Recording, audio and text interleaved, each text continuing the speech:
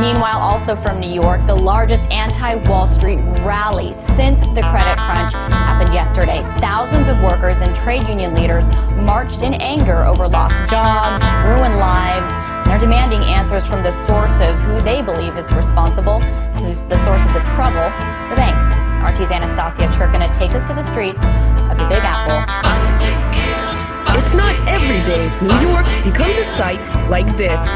Traffic comes to a halt in the financial district as rallying crowds swamp the streets in the biggest anti-Wall Street demonstration since the U.S. was hit by an economic crisis. These thousands of people in New York City represent the millions all over the United States. What do all of them have in common? The feeling of outrage, a sentiment which has reached its peak in America.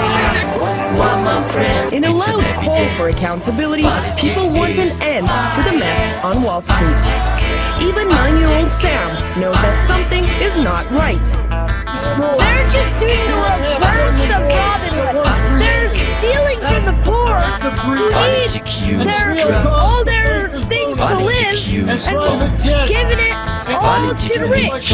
Makes no sense. Because of the scams of Wall Street's fat cats, millions of Americans lost their homes. Millions more lost their jobs.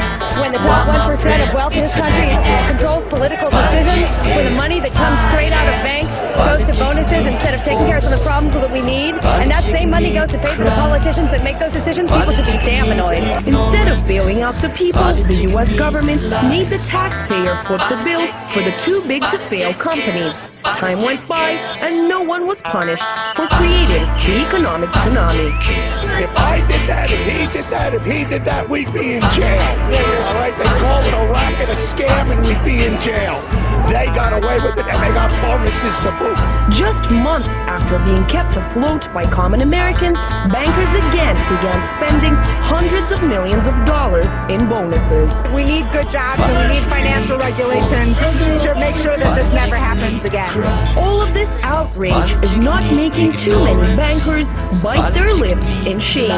Record high cash is being spent on an army of lobbyists to make sure they work 24/7 in Washington to prevent financial reforms.